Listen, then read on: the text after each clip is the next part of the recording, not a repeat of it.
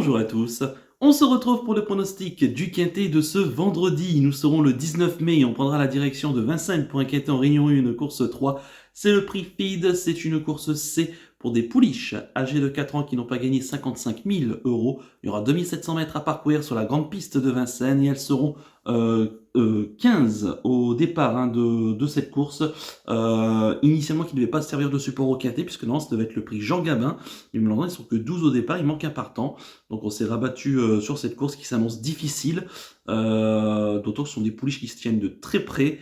Elles sont très susceptibles pour beaucoup d'entre elles, donc ça va se jouer à la sagesse, au parcours, qui fera la différence. Je vais tout de suite et rapidement vous donner mes 8 préférés. J'ai retenu en tête le 7, il s'agit de Jézabel Aufort, la pensionnaire de Johan Le Bourgeois, qui en est son entraîneur driver. Elle sera déférée des 4 pieds pour la propriété de Christian Bijon.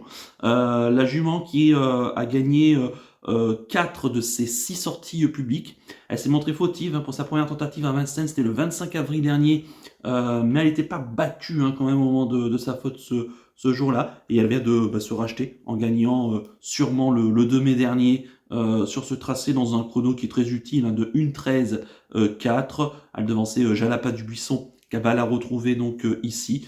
Je suis assez confiant, il faudra quand même qu'elle reste sage d'un bout à l'autre du parcours parce que la dernière fois, elle s'est quand même montrée un peu hésitante au moment du départ. Voilà, elle est capable de prendre les choses à son compte et d'aller jusqu'au bout. Elle me semble en tout cas encore en retard de gain et à mon avis, ce sera tout ou rien avec elle.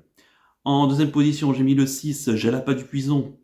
La pensionnaire de Thierry Ravjo, la drive d'Éric Raffin, elle sera déférée des antérieurs. La jument qui reste sur sa deuxième place, donc lors de son avant-dernière sortie, c'était le 2 mai dernier, donc battue par Jézabel Aufort qui va le retrouver ici. Et puis elle a recouru, il n'y a pas si longtemps que ça, c'était il y a 6 jours, le 12 mai dernier, où elle s'est montrée fautive sur un tracé de vitesse, où certes elle a déjà aussi montré pas mal de possibilités, mais voilà, je ne tiens pas compte de sa faute la dernière fois. Elle était fautive dans le tournant final, c'était Franck Nivard qui l'a menée. Cette fois-ci, c'est Éric Raffin qui va la retrouver. Je pense que ça va être mieux. Elle est déférée des antérieurs. Là encore, je pense que ça va être mieux pour lui donner un peu plus de confort, notamment au niveau de ses allures des postérieurs. La jument et la pouliche qui est restée en bonne condition, je pense. Son entourage m'a l'air d'être assez confiant et je lui fais confiance pour lutter, là encore, pour les premières places. En troisième position, j'ai mis le 10, il s'agit de Jongleuse de Lune, la pensionnaire de Franck Leblanc, la drive de Franck Nivard. Elle sera déférée des 4 pieds. Elle aurait certainement pu rester invaincue en 2023. Lors de son avant-dernière tentative, elle a été un petit peu gênée, elle a refait pas mal de terrain pour terminant plaisamment. C'est le 19 janvier dernier. Et puis pour sa semi-rentrée sur un tracé de vitesse, elle a terminé, elle a triomphé, en devançant une certaine Jeanne Delot, qui est une pouliche de chez Laurent Clabrivard, et Jeanne Delot qui vient de se classer 5e, je crois, dans une course qui était quand même assez bien composée. Donc, et le chrono ce jour-là était plutôt bon pour Jongleuse de Lune sur le tracé de vitesse de 1:12.1, gagnant très facilement. Je pense qu'on ne connaît pas là encore ses limites. Les pensionnaires de Franck Leblanc qui sont en forme et je lui fais confiance une nouvelle fois pour terminer sur le podium. En quatrième position, j'ai mis le 3. Il s'agit de Jeannette de Touchivon, la pensionnaire de William Bijon, qui en est son entraîneur driver. Elle sera déférée des postérieurs. Alors certes, la Jeannette Touchivon de 2023 n'aurait pas ici une très belle carte à jouer. Ces 3 courses cette année sont un petit peu en dents de scie. Elle reste très susceptible, mais je lui reprends sur ce qu'elle avait fait de mieux, notamment au début du meeting d'hiver en mois de novembre. D'ailleurs, elle n'a quasi pas couru du meeting, elle a couru seulement qu'à 2 reprises au mois de novembre, se classant notamment deuxième et troisième sur ce tracé, et dans des lots qui tenaient la route. Quand elle a terminé deuxième, elle devançait une certaine Jamaïca Dorsey, la sœur de la regrettée Havana Dorsey, qui est une élève de chez Jean-Michel Bazir. Je pense qu'elle est assez estimée. On l'a déféré une nouvelle fois des postérieurs ici. Son entourage semble là encore assez confiant et je serais pas surpris de l'avoir se réhabiliter ici. Attention à elle, elle a certainement encore des gains à prendre. En cinquième position, j'ai mis le 13. Il s'agit de Jexel Lugui, la pensionnaire de Loïc Martin, la drive de Guillaume Martin. Elle sera déférée des 4 pieds. C'est une jument qui nous vient du sud-ouest de la France. Et récemment, le 4 avril dernier, elle s'est classée 3e sur ce tracé dans un chrono qui reste correct, 1:13.6. D'ailleurs, elle court souvent bien à Vincennes, souvent pris des belles places, une jument qui est assez sympa et qui fait vraiment ce qu'on lui demande. Elle est capable de terminer très vite, parce que c'est une jument qui doit attendre durant un parcours. La dernière fois, donc, troisième de Jessaline et de Jane Bab, sont quand même deux pouliches intéressantes, notamment Jessaline, chez Dominique Lecneux, une jument qui reste sur plusieurs victoires. Celle-ci, si elle a le bon parcours, elle est capable d'accrocher, là encore, une belle place.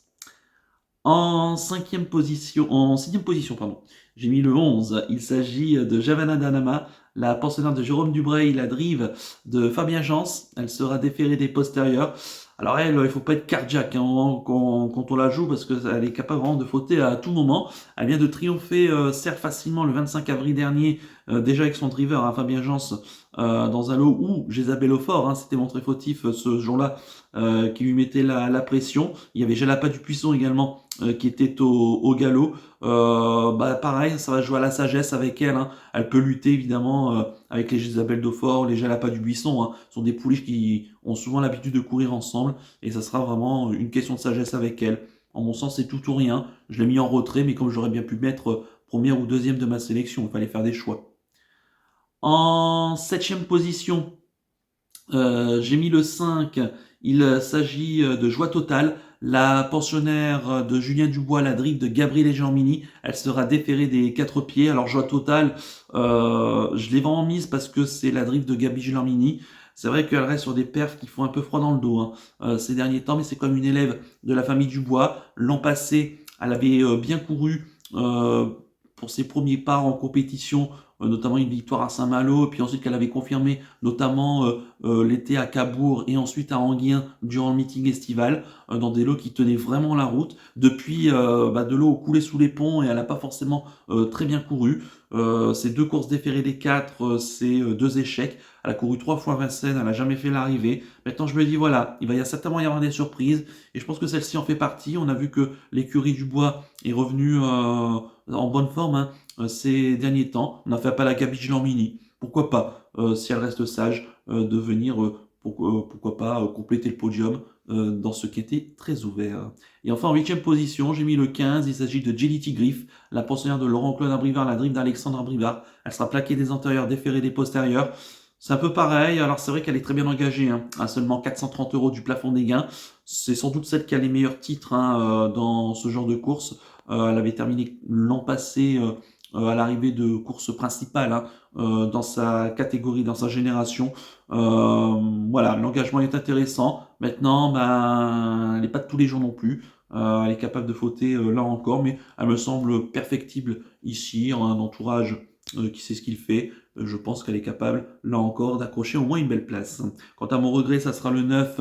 Il s'agit de Joyce Dream, la pensionnaire de Laurent Martin, qui en est son entraîneur driver. Elle sera déférée de Laurent David, pardon, Laurent Michel David. Elle sera déférée plaquée devant et déférée derrière, pardon. Elle reste sur des performances un petit peu en demi-teinte, notamment la dernière fois sur un tracé de vitesse où elle s'est montrée fautive, c'était le 12 mai dernier, donc il y a seulement 6 jours de cela.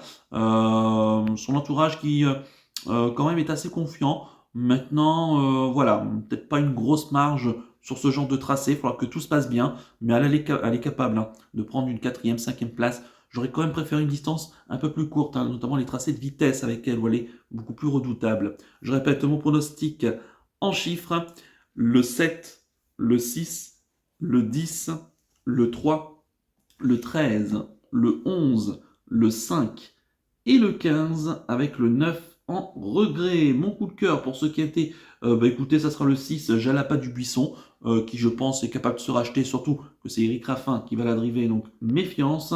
Et quant à mon conseil de jeu, écoutez, on va pas prendre de risque, on va faire le 2 sur 4, Flessi, 50% de nos 4 premiers de notre sélection, le 7, le 6, le 10 et le 3. Voilà, on va juste regarder ce que ça va faire, et on va pas aller au-delà parce que tout est possible, tout peut arriver dans ce genre de course où ça va se jouer à la sagesse. Voilà donc pour le conseil de jeu. On va terminer comme d'habitude par le penalty du jour. On va revenir sur le penalty de ce mercredi. C'était du côté de Vincennes avec Idole de Retz dans la 5e course du programme.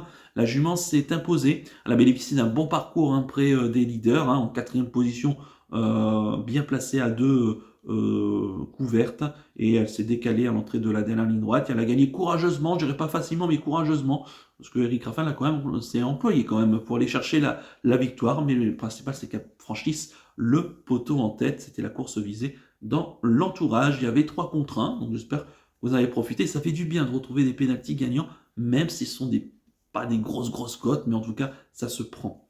En espérant que ce jeudi, notre penalty fasse l'arrivée, un Yenisei du côté de Longchamp. Et pour ce vendredi, nous serons le 19 mai. Bah écoutez, je reste à Vincennes, mais je pars dans la première, hein, la course qui aurait dû servir de support au Quintet, le prix Jean Gabin, une course C pour des chevaux âgés de 7 à 10 ans qui n'ont pas gagné 351 000 euros, un recul de 25 mètres pour ceux qui ont gagné plus de 194 000 euros, 2850 mètres à parcourir, et ils seront donc 12 au départ. Et dans cette course, j'ai pris le 103, Graal du Trésor, l'élève de Mathieu Mottier, connaît son entraîneur driver, il sera déféré des 4 pieds. Contrairement à sa dernière 4e place à Cholet, où il était que plaqué devant, cette fois-ci, c'est, je pense, la course visée pour Mathieu Mottier. À noter que ses 4 dernières courses à Vincennes, c'est 2 victoires et 2 deuxièmes places, et quand même dans des lots qui tenaient la route. Hein. Je pense sa dernière victoire à Vincennes le 15 janvier dernier. Il devançait des concurrents très intéressants.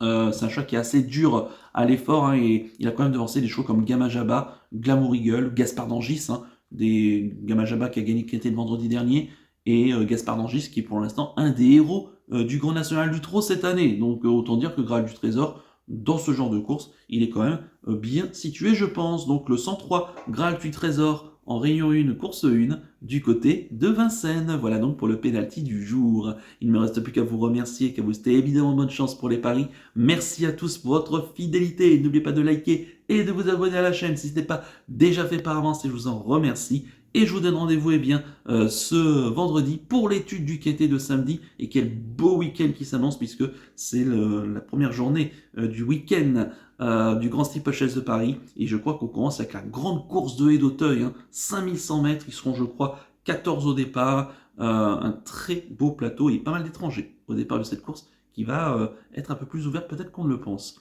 Je vous souhaite un excellent week-end et surtout, prenez bien soin de vous. Ciao à tous.